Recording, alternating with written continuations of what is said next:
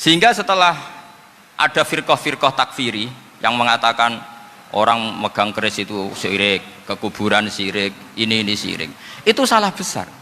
Salahnya adalah tadi kalimat-kalimat atau kebenaran-kebenaran absolut ini sudah jadi sibghatullah man ahsanu minallahi sibghah. Kalimat ini begitu absolut di hatinya orang mukmin.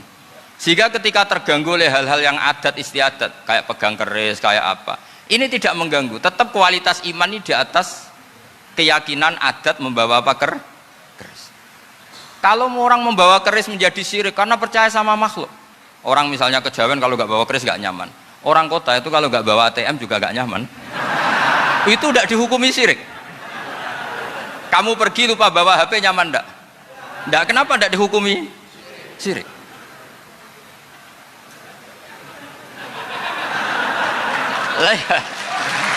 Jadi ini logika. Jadi makanya ini Gus Reza boleh ngeritik saya itu berkali-kali bilang saya termasuk ulama yang mau bikin gerakan cangkem elek. Karena nanti kalau saya nisbatkan ke Rasulullah itu tidak pantas, karena Nabi ahsanan nasi khalqau wa khuluqa. Tapi saya siap jadi bempernya Rasulullah Shallallahu Alaihi Wasallam. Pernah ada diskusi di Jakarta, ini kisah nyata. Apa dalilnya setelah sholat salaman? Mana hadisnya? Itu dijawab hadisnya tentu kita kesulitan. Kalaupun ada hadisnya dhaif semua yang masalah musafahat. Akhirnya mau tidak mau dijawab pakai cangkem elek. Boleh nggak kamu setelah salam nyalain HP yang off? Boleh. Boleh nggak ke kamar mandi? Boleh. Oh berarti kencing boleh, nyalain HP boleh, yang nggak boleh itu ingat Allah. Karena mereka mengkritik wiridan, ngeritik salah salam. Akhirnya mikir deh.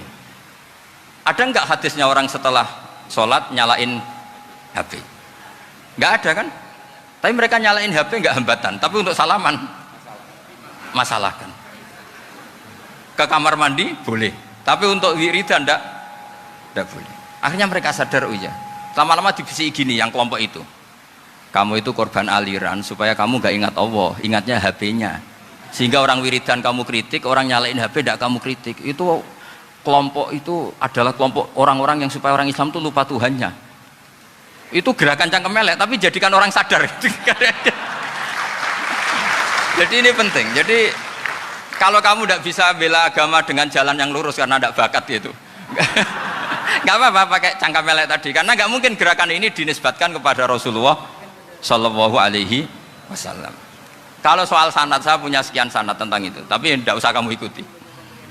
Ada orang tanya, ya Pak Kiai, kalau setan dibakar di neraka panasan enggak? Ya panasan. Lo kan setan dari api, ngapain harus panasan, kan materinya sama. Terus Kak Kiai tadi gak kesulitan, dia ngambil pasir disawur di wajahnya. Wah sakit Kiai, kamu kan dari tanah, kena tanah kok. Jadi itu ada sekian, artinya gini ya, kalau kesulitan jawab pakai baik-baik ya sudah pakai cangkem elek itu aja kan. Tapi tentu kan gerakan ini tidak mungkin dinisbatkan kepada para nabi. Tapi saya pastikan meskipun nggak bisa dinisbatkan kepada para nabi dari segi cangkem elek tadi, tapi secara semangat itu sama. Saya punya sekian contoh. Bener Gus Riza tadi gojok saya sengawur-ngawurnya itu masih punya sanad. Itu pas saya ngawur pun masih punya apa? Sanad. Nabi Ibrahim itu ketika faja'alahum juzatan illa kabirallahum itu si berhala paling besar dikasih kapak. Ketika mereka geger, ini siapa yang berhala-berhala kecil? Kata mereka, sami'na fata yadhkuruhum yuqalu lahu Ibrahim. Ya kira-kira Ibrahim lagi. Terus setelah Ibrahim didatangkan, siapa yang melakukan ini semua? Ini jawaban Nabi Ibrahim, bal fa'alahu kabiruhum hadza. Ya tanya yang bawa pedal, saya kan enggak bawa kan. Terus kata orang-orang, otak kamu itu di mana? Masa berhala disuruh nanya, kan enggak bisa ngomong. Ibrahim kembalikan, uffil lakum walima ta'buduna min dunillah. Lalu otak kamu di mana? Sudah tahu enggak bisa ngomong kok disembah gitu. Itu ada kata ufin loh. Ufin itu kalau diterjemah kira-kira ya agak-agak jancuk gitu. Kira-kira ya kira-kira seperti itu. Jadi sekarang dalilnya jancuk apa Gus? Bahkan itu kan biasa kalau misalnya saya kira sudah. Gimana? Jancuk itu dari daksu, dak tinggalkanlah suan perkara sing elek. Krono ilate wong Surabaya kakean rawon, akhirnya ngomongnya jancuk.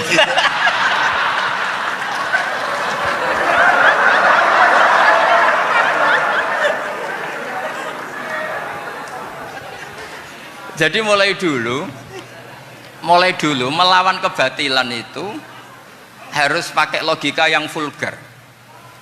Karena memang nggak mungkin dengan bahasa-bahasa priayi itu nggak mungkin. Dan ini penting saya utarakan. Nah, kalau nanti nggak mungkin dinisbatkan kepada Rasul karena Nabi adalah ahsanan nasi khalqa wa khuluqa, kita yang ngambil alih saja. Gus Reza, saya, Gus Hasan ini cara cangkem elek kan pantas. Luas. Selain bakat ya sudah natural. Karena memang itu cara kita menjelaskan kebenaran. Saya ulang lagi, itu cara kita menjelaskan apa? Kebenaran.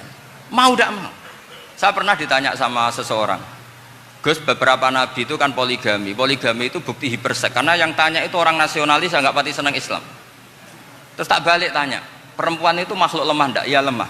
Kalau nolong lama satu itu gimana? Ya baik. Kenapa nolong dua jadi tidak baik? Harusnya kalau nolong tiga tidak baik. Tapi saya tidak dukung poligami. Ini cerita saya. Setidaknya mereka jadi ingat. Saya itu pernah ditanya agak-agak orang ateis.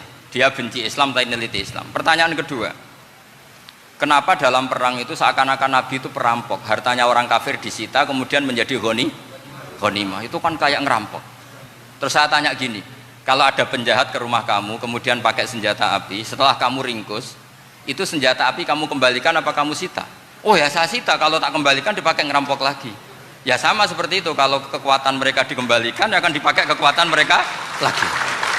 Jadi ya lagi-lagi ini kemenangan orang serius. Karena nanti guyonnya sudah dintekno sama Gus Safa sama Gus Riza. Nah, kenapa saya ngajar begitu rileks, begitu santai? Karena pikiran saya sederhana. Fa innal uqula muttarratun ila qabilil haq. Akal sehat pasti dipaksa menerima apa? Kebenaran. Sehingga kebenaran itu tidak usah kamu ngomongkan secara serius, tidak perlu. Kebenaran itu mudah diterima. Saya itu pernah ngaji berkali-kali di Jogja di mana-mana sampai ada buku seorang dokter nulis tesisnya itu bangga lagi menjadi muslim setelah ngaji saya itu. Karena saya menerangkan itu ringan. Orang Islam itu harus mencintai Allah. Ciri utama cinta itu tidak tegang, rileks. Saya bilang begini, kalau kamu pernah 1 tahun digratisi orang rumah, makanan, kamu kira-kira itu mudah nggak mencintai orang yang berjasa sama kamu minjemin rumah dan ngasih makan gratis? Mudah kan? Apalagi kita ini mudah mencintai orang yang minjemin mobil 1 tahun, ngasih rumah 1 tahun, apalagi selamanya. Kenapa kita tidak mudah mencintai Allah yang memberi kita bumi, air, oksigen, semuanya kita dikasih Allah? Akhirnya mereka mikir, wong mencintai seseorang yang ngasih dalam durasi 1 tahun saja mudah, apalagi mencintai Allah yang ngasih kita tanpa batas. Itu disebut walladzina amanu asaddu hubbal lillah. Orang mukmin itu mudah sekali mencintai Allah. Caranya dilatih tadi. Kita mudah mencintai orang yang berjasa sama kita. Kenapa tidak mudah mencintai Allah yang tentu jasanya lebih besar? Nah, karena akhir-akhir ini banyak orang yang terlalu nazir, terlalu apa? Kata Nabi kan basyiru walatu nafiru yasiru walatu asiru. Sehingga saya bikin gerakan. Pokoknya semua orang mukmin pasti masuk surga. Nanti soal ada kesalahan-kesalahan kecil yang menjadikan orang su'ul khotimah itu sifatnya kehati-hatian. Jangan menjadi hukum. Hati-hati itu tidak menjadi hukum. Kalau kamu nyupir hati-hati itu bukan berarti pasti kecelakaan, enggak. Hati-hati itu ya hati-hati saja, tidak menjadi hukum. Ini penting saya utarakan karena kubu sebelah kampanyenya sudah tadi, setiap mati mesti tenang bersama Bapak di surga. Sementara kita mau kampanye, kamu sholat tidak mesti diterima, haji tidak mesti diterima, jadi kiai tidak mesti masuk surga. Coba kalau kita kampanye gitu terus, yang mau jadi muslim itu siapa? Jadi ini sudah tak perhitungkan matang-matang, saya milih macam seperti itu. Ya ini saya pikir sudah, ini pembandingnya supaya punya waktu. Saya suka sekali. Nah ini yang sesi terakhir ya, sesi terakhir. Saya akan cerita fikih karena Nyun sewu Gus, ada iklan sebentar dari ibu-ibu, pentolan mic kurang dekat ke mulutnya Gus Baha. Sehingga suaranya tidak terdengar sampai ke belakang. Oh, gitu, pentolannya ya? Didekatkan Gus. Oh, iya. Ini kalau ngomong konotasinya itu mesti nyerempet. Sudah apa ya? Sudah ahlinya di situ. Ya malah ada di situ.